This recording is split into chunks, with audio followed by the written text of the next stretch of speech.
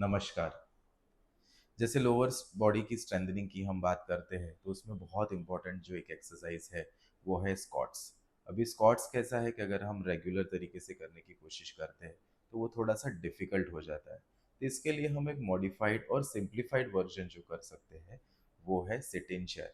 जैसे कि आप उठना बैठना रूटीन में होता रहता है और कई बार हम अनुभव करते हैं कि जैसे बैठे हो तो यहाँ से उठने में हमें मुश्किल होती है, या फिर हम खड़े हो तो हमें बैठने में मुश्किल होती है। कई बार ऐसा होता है कि हम खड़े रह के फर्श पे बैठने की कोशिश करते हैं तो वो मुश्किल होनी शुरू हो जाती है और उसका पूरा श्रेय हो जाता है हमारे लोअर बॉडी की स्ट्रेंथनिंग कम होना। और टिपिकली हमारे ये जो बटक्स के जो मसल्स है अगर वो वीक हो जाते हैं तो ये चीज़ होनी शुरू हो जाती है।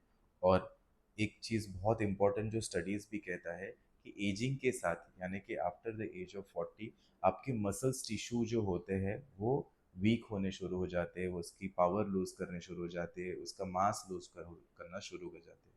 तो इसमें जब भी हम कोई एक्सरसाइज करते हैं तो हम मसल मास को रिटेन कर पाते हैं, उसको स्ट्रेंथन कर पाते हैं। सो ये बहुत इंपॉर्टेंट है कि आप स्ट्रेंथनिंग एक्सरसाइज रूटीन में भी करें। सो आज जो हम बात कर रहे हैं वो है सिट इन चेयर, यानी कि एक मॉडिफाइड स्क्वाटिंग टेक्निक। इसमें हम क्या करेंगे कि हमारी कोई भी जो चेयर स्टर्डी चेयर है उस पे हम बैठेंगे। हम पूरा इस तरीके से नहीं बैठेंगे जहाँ से हमें थोड़ा सा डिफिकल्ट हो, हम थोड़ा सा आगे के साइड पे बैठेंगे। और यहाँ पे हमें क्या करना है कि स्ट्रेट बैठना है, स्पाइन स्ट्रेट रखना है और धीमी गति से बस हमें खड़े हो जाना है। ये खड़े होके हमें धीमी गति से नीचे बैठना है, चेयर पीछे हमें टच हो और वापस आ जाना है।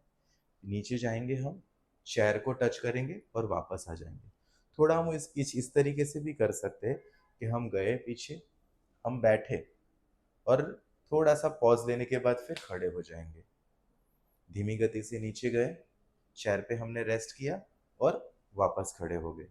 सो जो लोग थोड़ा सा इसे डिफिकल्ट मानते हैं, एक ही स्टांस में सिर्फ टच करके ऊपर आ जाना, तो वो बैठने वाली प्रक्रिया को कर सकते हैं। तो इसमें क्या करेंगे ना, सिंपली बैठना है, कुछ मेजर नहीं फोकस करना। ये गए और वापस आ गए। ओके।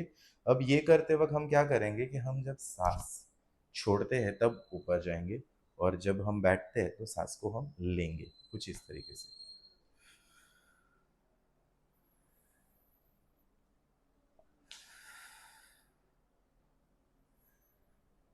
इससे क्या होता है कि हमारी बॉडी की मूवमेंट को एक गति भी दे पाते हैं, स्ट्रेंथ भी दे पाते हैं और लंग्स को हमारी पूरी बॉडी के साथ कोऑर्डिनेट करते हैं। सो ये बहुत ही सिंपल है, कोई रॉकेट साइंस नहीं है, रूटीनली हम घर में उठते बैठते हैं।